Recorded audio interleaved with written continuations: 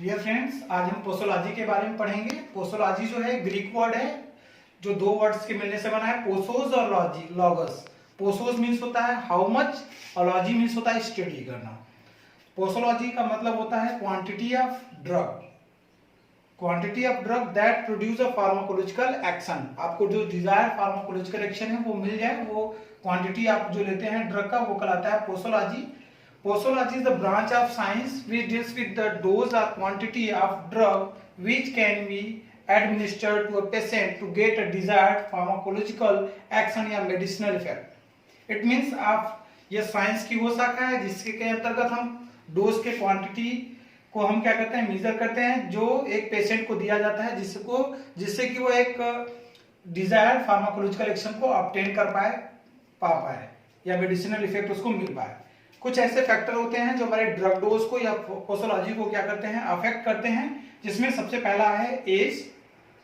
As आपके posology को या ड्रग डोज को अफेक्ट करता है। Sex, third one body weight, fourth one route of administration, time of administration, environmental factor, emotional factor, synergism, antagonism, habituation, addiction, idiosyncrasy, hypersensitivity, tolerance, accumulation, tachyphylaxis, presence of disease. These are the factors which are influencing the drug dose. Factor affecting posology. There are so many factors. First one मैंने आपको बताया age.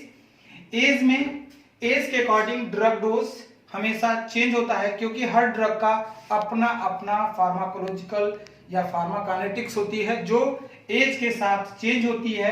तो less dose required होती है infant और old patient को, क्योंकि इनकी हिपैटिक सिस्टम या लीवर जो कह रहे हैं कि लीवर किडनी इमेच्योर होती है या पुरानी हो चुकी होती है ओल्ड पेशेंट में, जो भी ड्रग हम लेते हैं उसको आसानी से स्क्रीट नहीं कर पाती, इसलिए इनको लेस डोज की रिक्वायरमेंट होती है एज के लिए। नेक्स्ट बात करें सेक्स की, तो सेक्स में हमेशा मेल को हाई डोज की रिक्वायरमेंट होती है as compare to female. Female में हमेशा लो डोज की रिक्वायरमेंट होती है, क्योंकि इनकी बॉडी की बनावट, वेट, हर चीज इनकी एक मेल से कम होती है। बॉडी वेट की बात करें तो बॉडी वेट में हैवी बॉडी वेट है तो उसको हैवी डोज की जरूरत होगी। नॉर्मल बॉडी वेट है तो नॉर्मल वेट उसको जो दवा है वो देनी पड़ेगी। सपोज दैट अगर किसी आदमी को दवा देना है 500 mg का, तो वो बॉडी वेट के अकॉर्डिंग 500 mg उसको अगर हम दे रहे हैं तो ठीक है। अगर वही किसी बड़े फ्रेंड को, मान लो पैरासीटामोल हमको किसी जानवर को देना है तो उसको 500 mg से काम नहीं चलेगा। आगे है route of administration. Route of administration में किस रूट से हम ड्रग को ले रहे हैं ये ड्रग डोज को हमेशा क्या करता है, अफेक्ट करता है।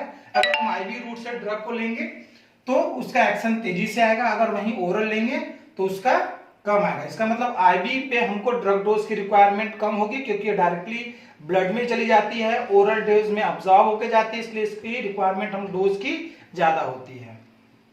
सपोज दैट अगर हम इर्गोटामाइन ले रहे हैं तो इसके लिए अगर हम आईवी रूट चूज करेंगे तो 0.25 mg डोज उसको देंगे। अगर आईएम देंगे तो 1 mg देंगे। अगर ओरल हमको ये डोज देना है तो 2 to 5 mg ड्रग उसको एडमिनिस्टर्ड किया जाएगा। इन्वायरमेंटल फैक्टर, इन्वायरमेंटल फैक्टर भी बहुत सारे ये चीजें हैं जो पर्सनालिटी और बिहेवियर की वजह से चेंज होती है। इमोशनल फैक्टर, नेक्स्ट है इमोशनल फैक्टर। इमोशनल बहुत बड़ा एक फैक्टर है जो फीमेल में ज्यादा पाया जाता है, इसलिए इनकी डोज भी हमेशा कम रखी जाती है। सिनर्जिज्म, सिनर्जिज्म क्या है, एक ड्रग को लेने के बाद अगर दूसरी डोज ली जाए, दूसरे ड्रग की डोज ली जाए तो पहले वाले ड्रग के एक्शन और ड्यूरेशन को क्या करता है, बढ़ा देता है। मतलब ड्रग के एक्शन को बढ़ा देगा, ड्यूरेशन को बढ़ा देगा, ड्रग एक्शन ड्यूरेशन को, तो उसे बोलते हैं सिनर्जिज्म। दूसरा है एंटागोनिज्म, जस्ट अपोजिट होता है। अगर हमने एक ड्रग लिया है और दूसरा ड्रग ले लिया तो पहले ड्रग के एक्शन और उसके ड्यूरेशन ऑफ एक्शन को क्या करेगा, कम कर देगा। मतलब एक्शन और ड्यूरेशन ऑफ एक्शन को क्या कर देगा, कम कर देगा। एक ड्रग के बाद दूसरा ड्रग अगर हम लेते हैं तो एंटागोनिज्म। हैबिचुएशन मींस किसी ड्रग को लेने का हैबिचुअल एडिक्शन, आदत पड़ जाना, उस ड्रग को हम बार बार लेते रहें तो उसकी आदत पड़ जाती है, तो उस ड्रग की भी रिक्वायरमेंट क्या हो जाती है आपके लिए, ज्यादा हो जाती है।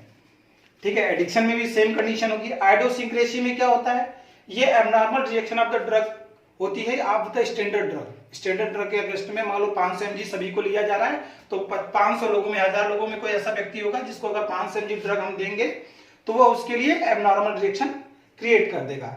सेम हाइपर सेंसिटिविटी हो जाएगा, किसी को हम ज्यादा दवा दे रहे हैं तो वो हाइपर सेंसिटिविटी क्रिएट कर देगी। टॉलरेंस में जब हम ड्रग को रोज डेली लेने लगेंगे तो हमारी बॉडी उस चीज को टॉलरेट करने लगती है। जैसे अल्कोहल ड्रिंकर रोज अल्कोहल को लेता है तो जो ड्रिंकर है वो अल्कोहल को क्या करेगा, टॉलरेट करेगा। ऐसे ही स्मोकर जो होता है वह निकोटीन को क्या करेगा, टॉलरेट करना स्टार्ट करेगा। नेक्स्ट है एक्यूमुलेशन।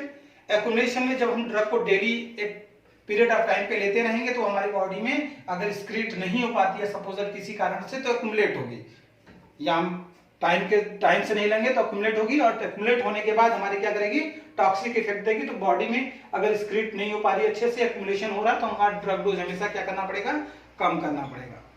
ठीक है, सेम ट्रैकीफिलेक्सी भी ऐसी होती है। अब हम बात करें प्रेजेंस ऑफ डिजीज की, तो अगर बॉडी में किसी भी प्रकार का डिजीज है, किसी भी प्रकार का डिजीज है, तो उसके लिए आपको ड्रग डोज हमेशा कम करनी पड़ेगी। क्योंकि अगर आपको किडनी प्रॉब्लम है, लीवर प्रॉब्लम है, तो आपके बॉडी का जो स्केटरी सिस्टम है वो अच्छे से काम नहीं करेगा, आपका एक्सक्रीशन स्लो हो जाएगा, जिसकी वजह से आपके बॉडी में एक्यूमुलेशन होगा, टॉक्सिक इफेक्ट आएगा। इसलिए प्रेजेंस ऑफ डिजीज के केस में डोज हमेशा कम रखा जाता है। तो आप अभी आपने पढ़ा ड्रग डोज। ड्रग डोज में आप कितनी दवा लेनी है, उसका एक्शन लेने के लिए और क्या क्या फैक्टर हैं, ये हमने जाना। That's all about